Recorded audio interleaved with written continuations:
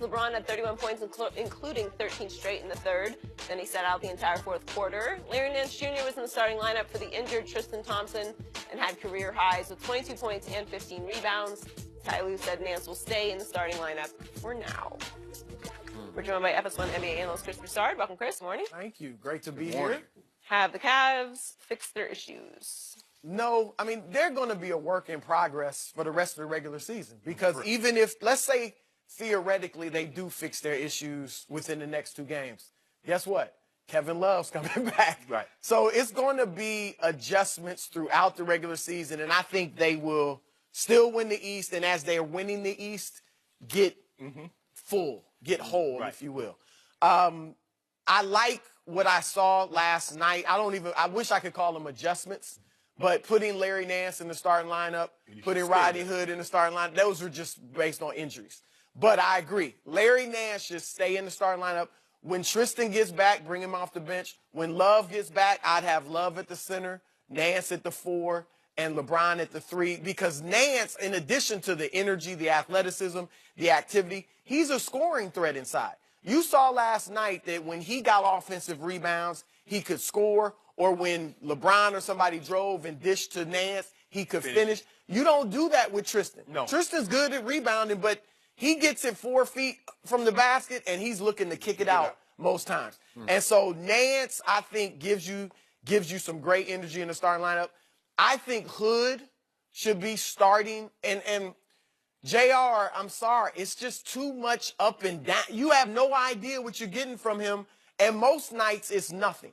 Last night, 0 points.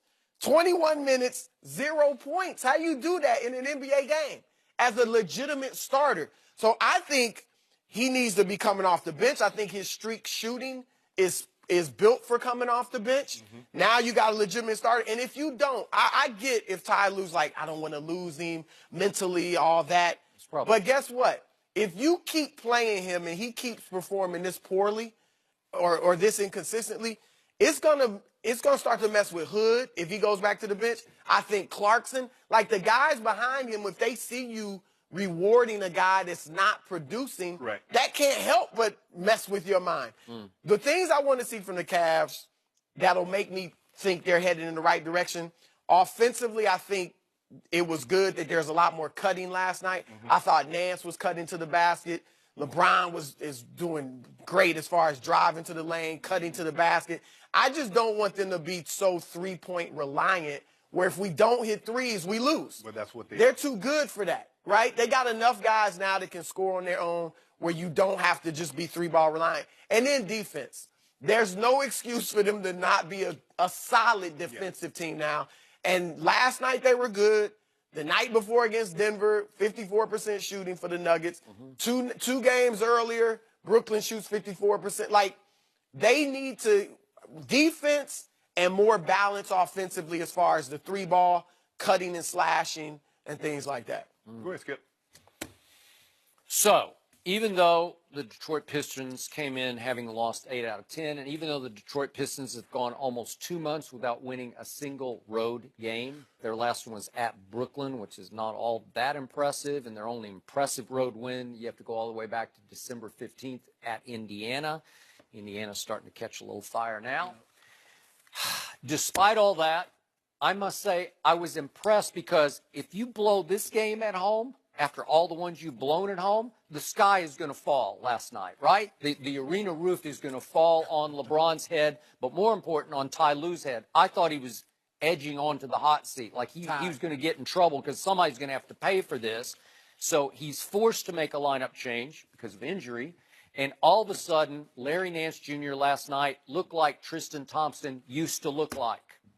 And I used to love Did he ever look like that? You think he Tristan? No, I mean, just on energy. Just energy, grabbing the rebound and challenging people. Everywhere. And it allowed them, finally, to win the boards. You know, they won the boards huge, like, what was it, 53 to 40. And all the energy points, he scored them. And he goes 22 and 15, both career highs. And yet, Magic Johnson deemed him expendable because Magic just thinks Julius Randle is a better Larry Nance Jr. Like, they're both about the same size. Julius is a little heftier, but he's actually lost a little weight lately. So Julius has more repertoire, more game than Larry Nance does. Larry Nance, once upon a time, was the 27th overall pick, so bottom of the first round out of Wyoming. And yet I've always said that he was a talented overachiever because he plays hard and plays the right way every night. Right. And so all of a sudden, LeBron is loving playing with him. And I was telling, let's see if I can find, here's my stats. I was telling Shannon this earlier. ESPN had a great stat that with Larry Nance on the floor, LeBron's, it's 127 minutes they played together. LeBron's plus minus is plus 153. And when he's not on the floor over this period, 203 minutes, LeBron's a minus 29. Well, that strongly suggests he loves playing with Larry Nance Jr. So I'm going to give you that was a score last night just to find that chemistry was really clicking at the highest level. But I'm with you. The mirage occurs. To me, I do not consider LeBron James a great three-point shooter, and he falls into the three-point trap too often. Last night, they were falling, and he made 5 of them, but his history shows, I've been doing this since like 2004 on TV, talking about LeBron. Every time he has a 5 out of 7, it's followed by a 1 for 8, because he'll shoot too many, and he kind of falls back to his mean, to his norm. Yeah. And so I'm saying, look out below at Denver. He's already bet me a case of... He told me to tell you more to come. Okay, more to come? More to come. Fine. Stay tuned. Okay, show me. Don't tell me, show me. Watch Wednesday night. You just bet a whole case of Diet Mountain Dew. What, you got him hitting 5 more? I got him beating the Nuggets on Wednesday. Yeah, I gave him. That'll be a good test. I said he'll make, I'm going to bet him another case of Dew that he doesn't make 4 or more threes at Denver, but he won't take that bet. Because we never, see, Bron doesn't go in and says, okay, this is what, he's not like a football team says, we're going to go in, we're going to run the rock.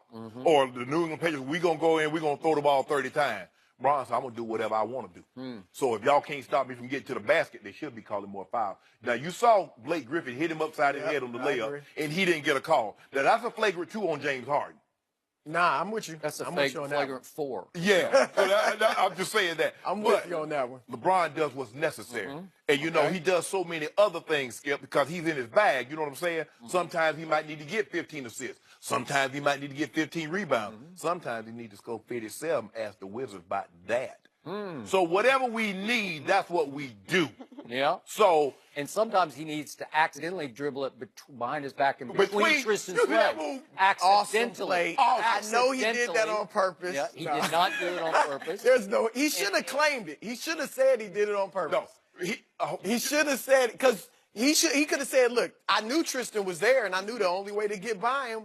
But I don't think he did on purpose. The fact that he went behind his back to split the double team should ended up itself be enough. It was but nice. he went behind his like back. All-time he didn't. classic. He didn't do He that. went behind his back, left to right. Yeah. Now most guys that shoot the ball right-handed feel more dexterous. He's just as good with his left hand. He should shoot free throws left-handed. I think he'd be better. I'm serious. I'm serious. He might just do that. Yeah. But don't worry about what he's going to do. I'll tell you what he's going to do on Wednesday night. Okay. Watch I'm that give stat you this. line. He should be a little fresher on Wednesday night because this was a rare time when he just said, you know what, Assistant Coach Lou, I think I'm going to sit. That's what he said. Coach Lou. He's not the head coach. So LeBron's the head coach. You got Ty Lue on the hot seat. I do. I had him until last night. At some point, and I don't have him on the hot seat, but you are looking at, like, their defense. I'm just looking at it, and I'm like, yeah, like, what? It's not the lack of athleticism. It's not a lack of energy. Is it the schemes, or you know what I mean? There's no reason it shouldn't be a good defensive team. I got upset with Ty Lue against Philly because with 4 minutes you down, you're supposed to implore the hack of Simmons. Yes. And you let them get all the way down, Well, and you didn't. I told you what happened with, 4 minutes left?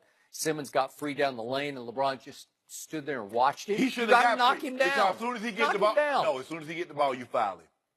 That throws him off rhythm. That throws Embiid off rhythm. That throws J.J. Redick off rhythm. You just foul him, send him to the line, and we come back the other way because he's going to wrap him up. Yeah, but of course, he's your client, so you can't really. He's not a client. He's under the same. Am I right? Stop. Huh? He works Clutch Sports. The same agent. Not aptly named Clutch Sports. It's a little bit of a misnomer. I'm just telling you. It is. I'm on a roll. The numbers show. We got to keep going. The numbers show. He's been clutch. Clutch. Yeah, real clutch. You can get I didn't finish. I love last night. He just said, you know what? I'm going to watch the fourth quarter. And what do you Yeah, say? he Wait a always second. does that. Is he not dating Miss, what do you call her? Yeah, I sent him to counseling. Triple Chris. dub? Told me he was seeing too much of her. So Because she's too short much- of every arena. The triple double is just sitting on a silver platter against this woeful Detroit team, and all he needs to do is play about, I don't know what, 3 or 4 minutes. No. He needed 3 rebounds and 3 assists to get to another. We don't play for triple-double. stats. And then he could, you know, he. We're not a his- numbers guy. He's about legacy statistics. He needs them. LeBron told me he was not going to be a CPA because he's not a numbers guy. Okay, he he's just a numbers plays. guy because the number he's chasing is 6-0 in the finals with 6 MVPs. Well, we can't be You know 6 who and that 0, is. but what we are chasing is 6 and 5. Well, you got a shot. Yeah. Do you and LeBron talk after every game? Sometime. Chris, thanks for joining us. Well, tell him I said hi. No. Saquon Barkley, the best player in the draft. We'll discuss that with Eric Dickerson next.